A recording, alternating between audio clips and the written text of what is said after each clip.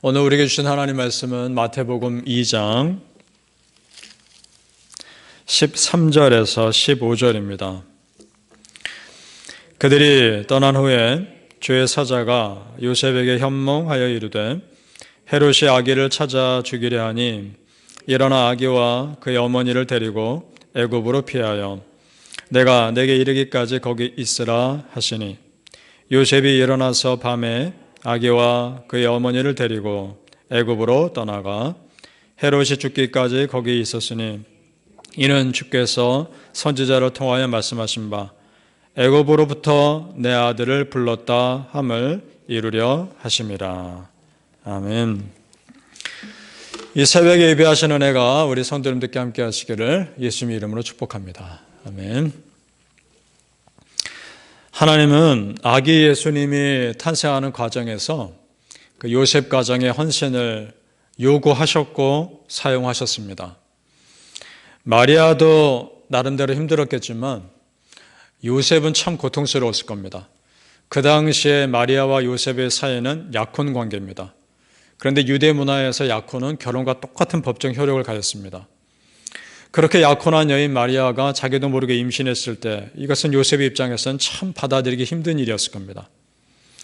그런 요셉의 마음을 너무나 잘 아신 하나님께서 그의 마음을 위로하십니다.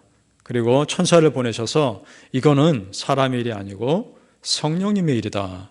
확신을 주십니다. 자, 그때부터 요셉의 삶은 달라집니다. 그 하나님의 천사를 통해 주신 말씀을 그대로 다 받아들입니다. 그리고 적극적으로 순종합니다. 여기서 우리가 배워야 하는 것이 있습니다. 순종은 적극적이어야 하는 것입니다. 순종은 마지못해 하는 것이 아닙니다. 순종은 앞뒤 계산하고 하는 것이 아닙니다. 나에게 이로우면 순종하고 나에게 불리하면 순종하지 않고 그런 거 아닙니다. 하나님 말씀은 100% 다 맞기 때문에 이 말씀대로 살면 나에게 분명 좋은 길이 있을 것이다. 믿고 그대로 가는 것, 그것이 순종입니다. 믿습니까? 순종의 백성들 되시기를 축복합니다. 오늘 말씀해 보니까 동방 박사들이 아기 예수님을 방문하고 떠난 후에 하나님께서 꿈을 통해 요셉에게 말씀하십니다. 13절을 제가 다시 읽겠습니다.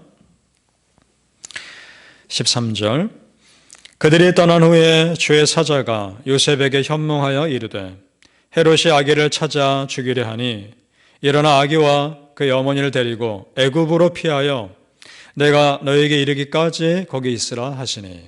아멘. 헤롯 왕이 아기들을 찾아 죽이려 한다. 그러니까 빨리 도망가라.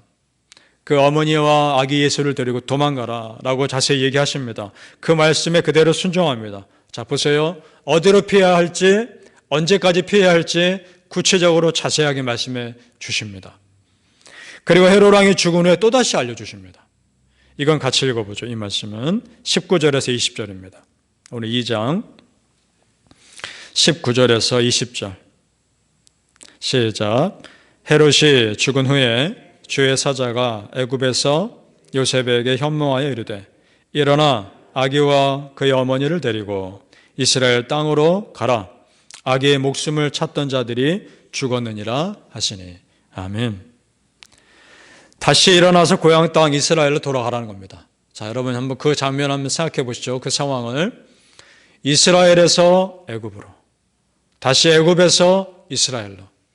여러분 이것은 가족 여행이 아닙니다. 삶의 터전을 바꾸는 일입니다. 그 삶의 온통 무거운 짐을 요셉 혼자 다 짊어지고 있는 겁니다. 마리아하고 아기 예수님이 무엇을 할 수 있었겠습니까? 그런 온전한 헌신을 지금 요셉은 하나님께 드리고 있는 겁니다. 이걸 통해 하나님께서 우리에게 말씀하시고자 하는 것이 무엇일까? 우리 성도님들, 하나님 말씀에 순종한다는 것은 꽃밭을 걷는 일만 있는 것이 아닙니다. 때로는 가시밭길을 걸어야 할 때도 있는 겁니다. 믿습니까? 가시밭길이라고 해서 이 길이 하나님의 길이 아닌 것이 아닌 겁니다. 가시밭길이라 해도 하나님의 길일 수 있단 말입니다. 사도 바울을 생각해 보죠. 바리새인이었고 가말리엘의 문화에서 공부했고 로마 시민이었습니다. 그 당시에 그가 가지고 있었던 기득권은 다 가지고 있었습니다. 그런데 하나님은 그 내려놔라 하십니다. 그리고 하나님 나라를 위해 그를 사도로 부르십니다. 갈라디아서 2장 8절에 보니까 그가 이렇게 고백합니다. 베드로에게 역사하사 그를 할례자의 사도로 삼으시니가 또한 나에게 역사하사 나를 이방인의 사도로 삼으셨느니라. 아멘. 자, 하나님이 부르셨습니다. 그러면 그의 모든 일이 다 잘 되면 좋겠지만 그렇지 않죠. 우리가 잘 알듯이 바울의 삶이 어떻습니까? 참 가시밭길이었습니다. 자기 생명을 다한 선교사의 삶을 삽니다. 자, 지금 예수님은 또 어떻습니까? 요셉이 그렇게 목숨 걸고 지키는 아기 예수님. 예수님의 삶, 그 자체로 십자가의 길이었습니다. 그러나 여러분, 분명한 것이 있습니다. 하나님께서 우리 믿음의 백성들에게 주시는 분명한 것, 그것은 무엇이냐? 순종의 삶을 사는 사람들에게 부어주시는 특별한 은혜가 있다는 것. 그건 분명하게 믿으시기를 바랍니다. 오늘 보십시오. 헤롯 왕이 자기가 속은 것을 알고 분노하며 그 때를 기준으로 해서 그때의 2살 이하의 아기들은 다 죽입니다. 자, 16절 말씀 제가 읽겠습니다. 16절. 이에 헤롯이 박사들에게 속은 줄 알고 심히 노하여 사람을 보내어 베들레헴과 그 모든 지경 안에 있는 산의 아이를 박사들에게 자세히 알아본 그때를 기준하여 2살부터 그 아래로 다 죽이니. 끔찍한 일이 일어났습니다. 많은 아기들이 헤롯 왕 때문에 죽임당합니다. 그런데 정작 하나님의 철저한 보호하심 아래에 있던 예수님의 생명은 털끝도 건드리지 못합니다. 이것이 주는 메시지가 무엇이냐? 아무리 거칠고 잔인한 세상의 핍박이 있다 할지라도 기독교의 핵심과 본질은 결코 무너지지 않는다는 사실입니다. 믿습니까? 이것이 기독교 역사입니다. 우리 기독교는 핍박 가운데 성장했습니다. 우리 기독교는 고난 가운데 열매 맺었습니다. 이것이 우리의 삶에 그대로 적용될 수 있길 바랍니다. 세상에 아무리 핍박이 있어도 여러분의 믿음은 성장하셔야 합니다. 아무리 고난 가운데 있어야 할지라도 여러분의 믿음의 삶은 열매 맺으셔야 합니다. 그것이 믿는 자의 삶입니다. 우리 성도님들, 하나님의 철저하신 보호하심 앞에서는 세상의 어떠한 핍박도 그때뿐임을 믿으시기 바랍니다.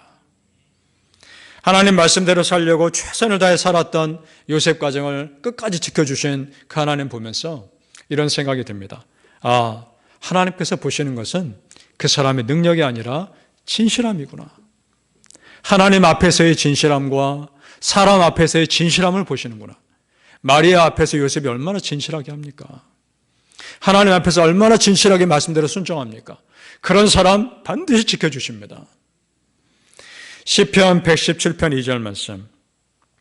우리에게 향하신 여호와의 인자하심이 크시고 여호와의 진실하심이 영원하미로다. 아멘. 그 이유를 알았습니다. 하나님이 진실하시기 때문입니다. 그래서 진실한 믿음의 백성을 지켜주시는 것입니다. 사랑하는 성도님들, 하나님 앞에서 성실하고 진실하게 살아가는 우리 성도님들에게 우리 하나님의 끝까지 지켜주시고 붙드시는 은혜가 평생토록 함께 하시기를 예수님 이름으로 축복합니다. 아멘. 오늘 말씀에는 성경 전체를 이해할 수 있는 영적인 키워드가 하나 등장합니다. 그것은 출애굽입니다. 출애굽. 예수님의 가정이 애굽에서 이스라엘로 돌아왔죠. 일종의 출애굽입니다. 15절 말씀 같이 읽어보겠습니다. 15절 시작.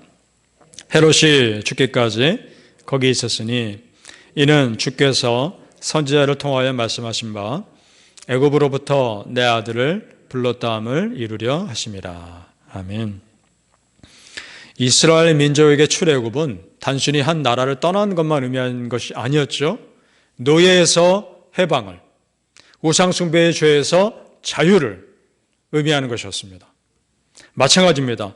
예수님께서 이 땅에 하실 사역은 우리를 죄의 노예에서 해방시키시고 참 자유를 주시기 위한 사역인 것입니다. 똑같은 것이죠. 그러니까 하나님은 우리에게 진정한 영적 출애굽을 주시기 위해서 예수님 이 땅에 보내신 겁니다. 이것이 예수님 탄생의 영적 의미인 줄 믿습니다. 출애굽을 좀 더 생각해 보죠. 출애굽 이전에 그들이 이스라엘 백성들이 노예로 400년 넘게 있는 동안에 하나님은 침묵하셨습니다. 그리고 모세라는 큰 걸출한 하나님의 종 이후에 본격적으로 사역을 감당하셨습니다. 똑같습니다.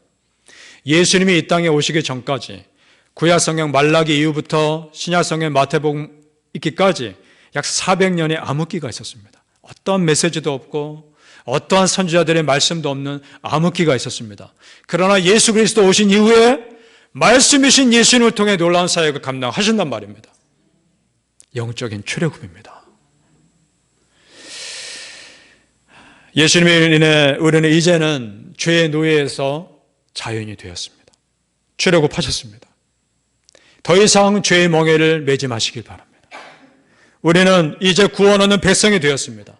그러니까 예수님 탄생은 우리 믿는 자들에게 영적인 전환점이 되는 줄로 믿습니다. 갈라디아서 5장 1절 말씀입니다. 그리스도께서 우리를 자유롭게 하려고 자유를 주셨으니 그러므로 굳건하게 서서 다시는 종의 멍에를 매지 말라. 아멘. 자, 이제 한 해가 마무리되어 가고 있죠. 우리 성도님들, 올 한해 나를 묶었던 반복된 죄의 습관, 그리고 종의 멍에 예수 이름으로 다 끊어버리시기를 바랍니다. 예수 이름으로 선포하십시오. 나에게 반복됐던 죄의 습관들, 내가 그토록 헤매지 깨닫게 끊어버리지 못했던 종의 멍에들, 예수 이름으로 다 끊어질지어다. 선포하시기 바랍니다. 바람의 성도님들, 내년에는 올해와는 또 다른 차원의 영적 전환점을 맞이하시기를 예수님 이름으로 축복합니다. 아멘. 기도하겠습니다. 아버지 하나님 감사합니다. 믿는 자에게 주시는 놀라운 은혜가 얼마나 큰지요. 그리고 하나님을 신실하게 믿는 종들을 지켜주시는 아버지 하나님의 진실한 은혜를 우리는 믿습니다. 그 은혜가 여기까지 우리를 붙들어 주셨습니다. 이제 우리가 더 이상 죄의 반복된 습관에서 벗어나게 하여 주옵소서. 종의 멍에를 예수 이름으로 다 끊어버리게 하여 주옵소서. 그래서 이제는 또 다른 차원의 영적 전환점을 새해 동안 맞이할 수 있도록 우리 온 성도님들 축복하여 주옵소서. 사랑하는 우리 백성들, 사랑하는 성도님들, 간절하게 기도한 모든 기도 제목들을 하나도 땅에 떨어지지 않게 하시고 간절하게 응답되어 새로운 2020년 맞이했을 때 더 놀라운 믿음의 그릇 되어 그 새해를 맞이하게 하여 주시옵소서. 감사하며 예수님 이름으로 기도합니다. 아멘.